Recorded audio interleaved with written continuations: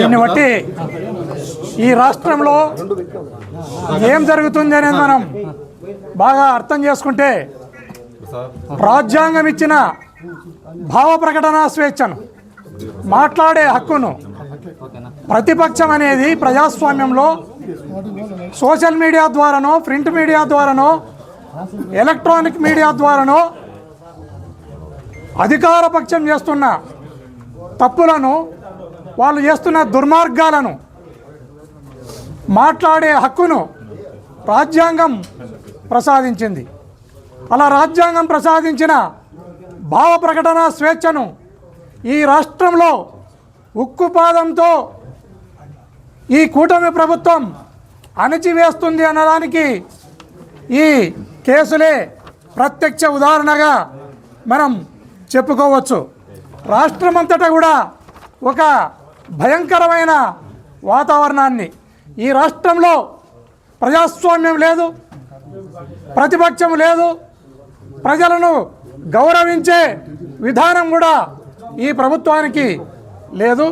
ఖచ్చితంగా ఇలా రాష్ట్రంలో ఇలాంటి తప్పుడు కేసులు, అక్రమ అరెస్టులు చేసుకుంటూ పోతే ఈ రాష్ట్రంలో ఖచ్చితంగా, నేను ఈరోజు జోస్యం చెప్తున్నాను, ఈ రాష్ట్రంలో అంతర్యుద్ధం రావడానికి ఎంతో దూరం లేదు. ఖచ్చితంగా ఇది కూటమి ప్రభుత్వం కాదు, చంద్రబాబు నాయుడు, పవన్ కళ్యాణ్ గారు ఇద్దరు కూడా మీరు దీన్ని మైండ్లో పెట్టుకోవాలి.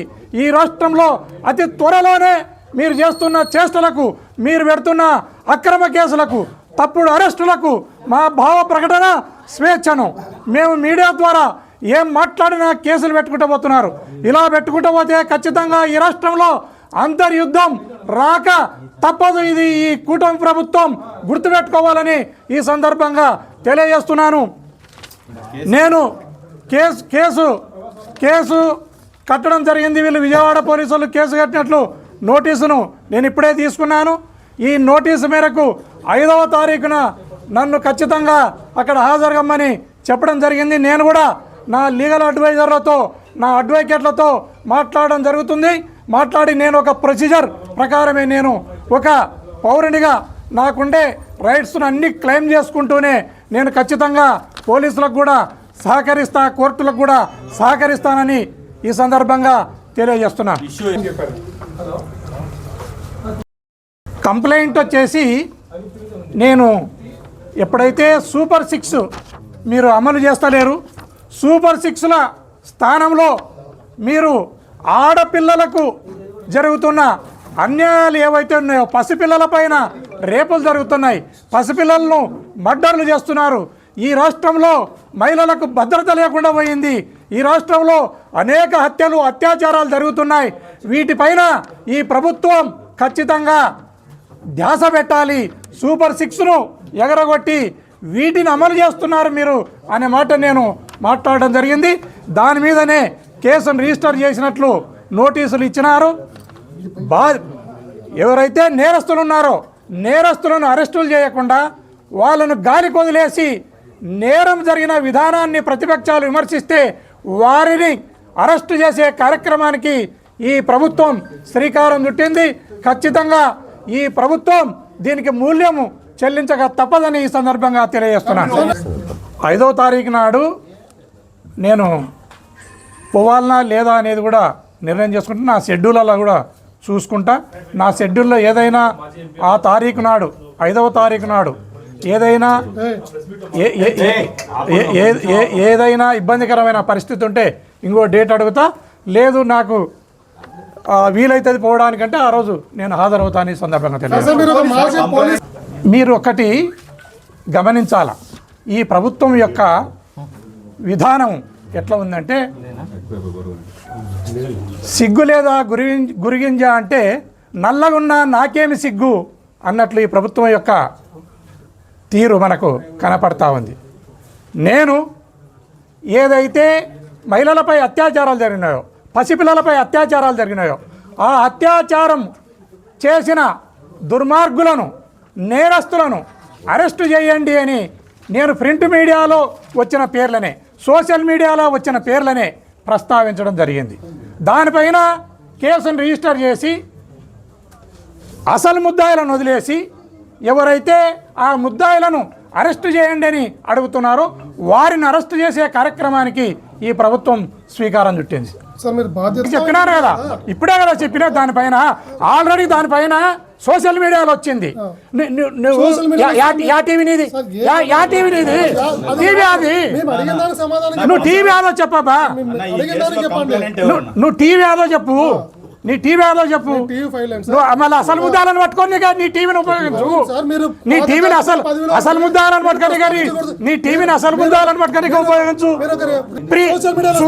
సుగాలి ప్రీతిని 150 సార్లు నీ పవన్ కళ్యాణ్ మాట్లాడడం జరిగింది. కేసు కట్టిస్తావా? కేసు కట్టిస్తావా? నీ చంద్రబాబు నాయుడు ధర్మవరానికి వచ్చి, నీ చంద్రబాబు నాయుడు ఇదే ధర్మవరానికి వచ్చి బాధితుల పేర్లను ప్రస్తావించడం జరిగింది. కేసును కట్టి నీ టీవీ5లో అనేక సార్లు అనేక మంది పేర్లను ప్రస్తావించడం జరిగింది. నీ టీవీ5 మీద కేసు కట్టండి, కట్టండి. నేను బాధ్యతాయుతమైన పోలీస్ ఆఫీసర్గా పనిచేసిన దాన్ని కాదన్నాను. దాన్ని ఇప్పుడే చూపిస్తా. కట్టిస్తావా? కట్టిస్తా అంటే ఇప్పుడే చూపిస్తా. కట్టిస్తా అంటే ఇప్పుడే చూపిస్తా.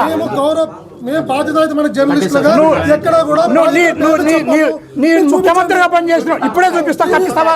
నువ్వు కట్టిస్తా అంటే ఇప్పుడే చూపిస్తా. ఇప్పుడే చూపిస్తా. నువ్వు కట్టిస్తా అంటే ఇప్పుడే చూపిస్తా. పవన్ కళ్యాణ్ మాట్లాడి చూపించండి.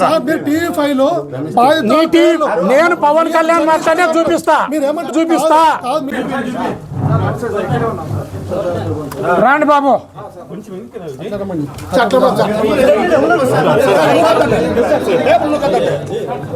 ఇబ్బంది కదా,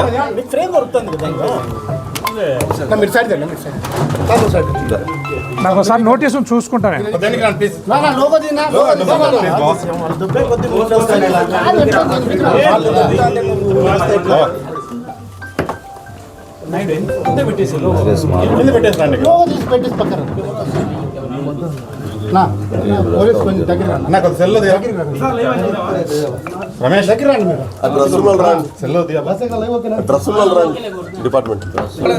సరే, ఇప్పుడు నేను నోటీసును చూస్తే నాకు అర్థమవుతా ఉంది.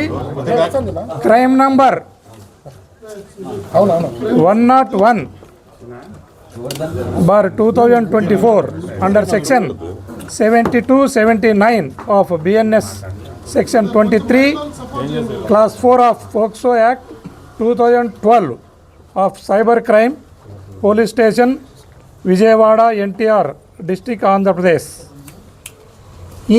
ఈ సెక్షన్ ఆఫ్ లాతో వీళ్ళు కేసును రిజిస్టర్ చేసినట్లు ఉంది.